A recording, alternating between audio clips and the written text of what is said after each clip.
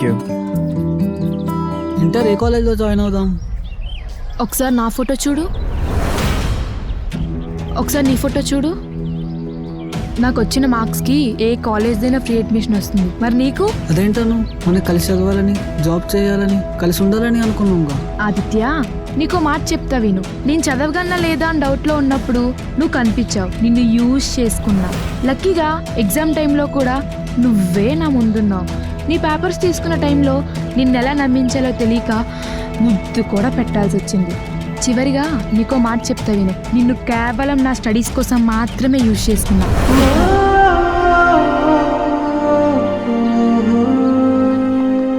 అన్నా, మన సీనుగాడిని ఎవడో కొట్టేస్తున్నాడన్నా.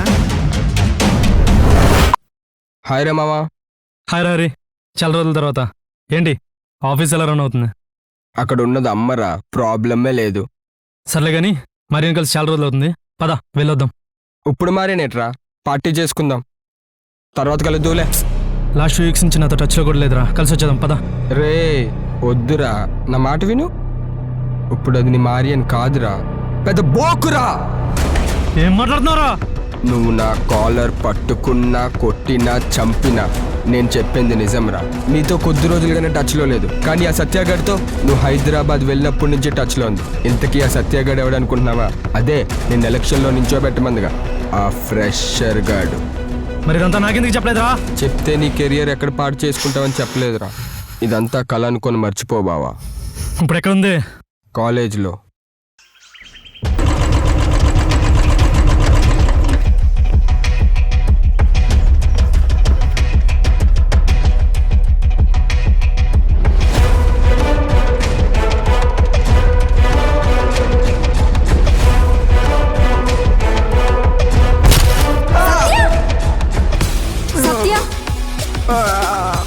బేబీ 1 minute వెయిట్ చేయి.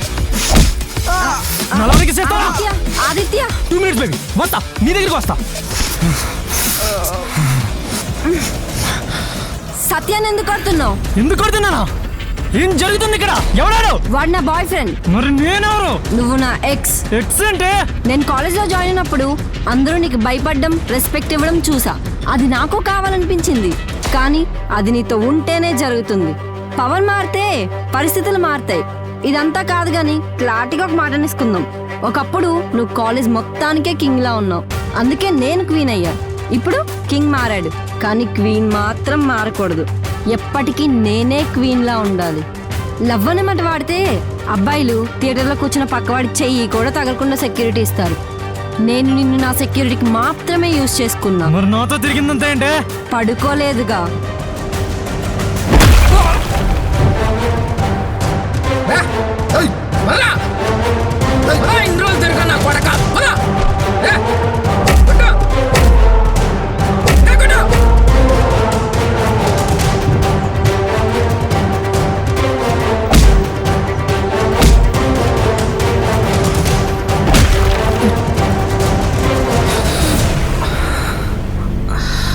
నీ లైఫ్లో నీ కళ్ళల్లో నీళ్ళు చూస్తాను అనుకోలేదురా.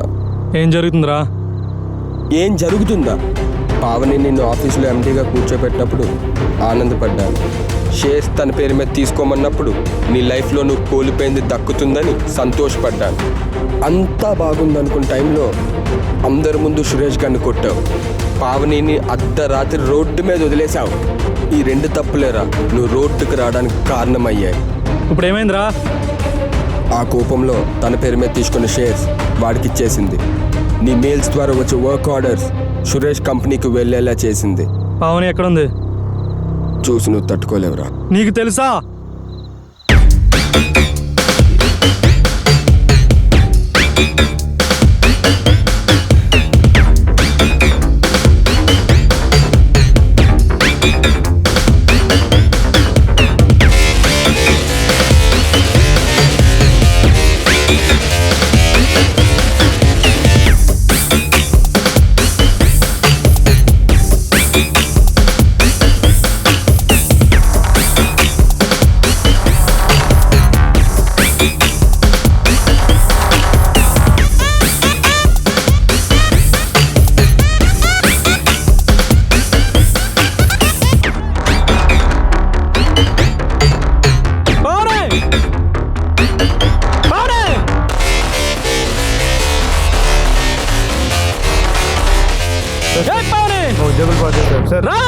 అర్థం చేసుకోండి సార్. సార్ రావే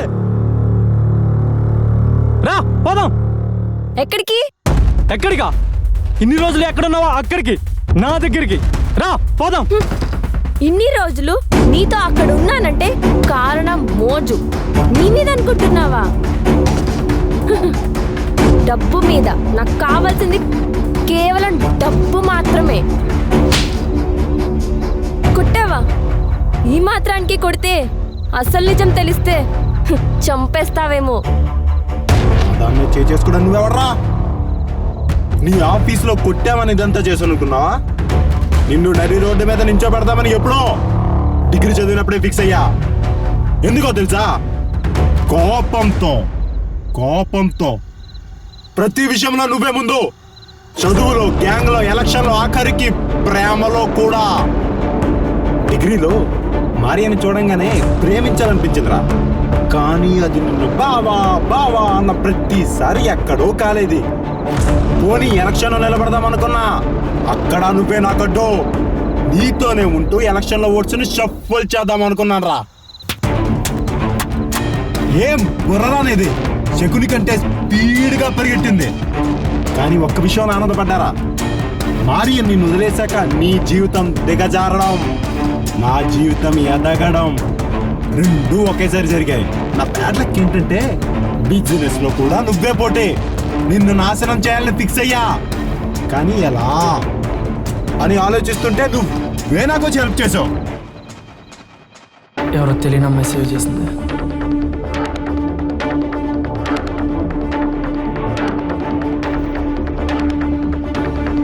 అప్పుడు స్టార్ట్ చేశారా నా ప్లాన్ ని.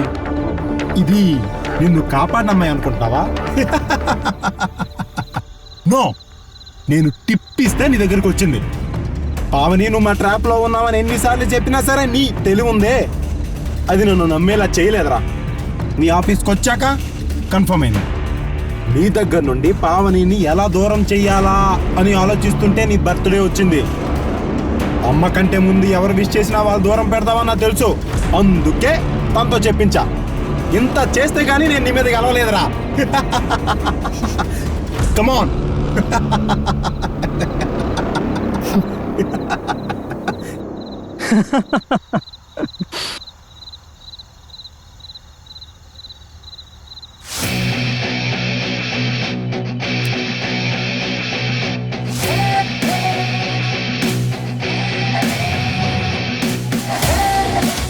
గెలుపా నువ్వా నా మీద? ఎంగిలి అలవాటేగా, తీసుకోమని చెప్పు.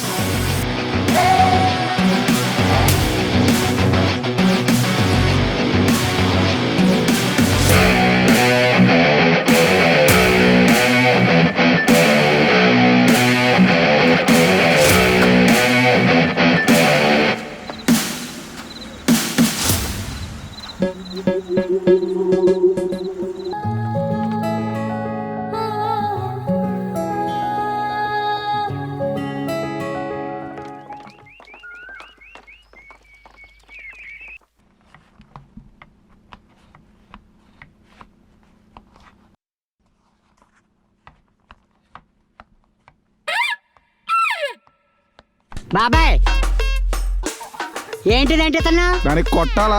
అడిగితే చెప్తాగా. Election notice. అవునా? ఏం ఆలోచిస్తున్నావు? ఈ కాలేజ్ కాబోయే ప్రెసిడెంట్ నేనే. నీ వాటి నాకే. ఓటేయాల్సింది నేను, స్టాఫో కాదు, స్టూడెంట్స్. సర్లే గాని ఈ కాలేజ్ మొత్తం ప్రచారం చేసేసరికి నాకు ఒప్పుకోండు. నా ప్రచారం నువ్వే చేయి. క్లాస్ కి వెళ్తావు కదా. రే పిడకలు కొట్టేదవా, నీ ప్రచారం నేను చేస్తే నా డ్యూటీ ఎవరు చేస్తాడరా? ఇక్కడ ఎవరికి హ్యూమానిటీ అనేది హ్యూమానిటీయా? ఏది స్పెల్లింగ్ చెప్పు. నాకు ప్రచారం టైం అయింది, మళ్ళీ కలుస్తాం. రే ఈసారి ఎలాగైనా అతిగా నొక్కాలి. ఒక్కసారైనా వాడిపై పై చేసి సాధించాలి. ప్లాన్ బాగుంది, కానీ దాన్ని ఇంప్లిమెంట్ చేయడమే చాలా కష్టం రే. ఈసారి ఎలక్షన్లో నువ్వు పోటీ చేయి, ఎలాగైనా సరే మేము గెలిపిస్తాం. ఆ గుంట పచ్చగట్టు నాకేంట్రా, నేను పోటీ చేస్తున్నా. ఆడొచ్చినా ఆ లమ్మొచ్చినా నన్నేం పేకలేరు.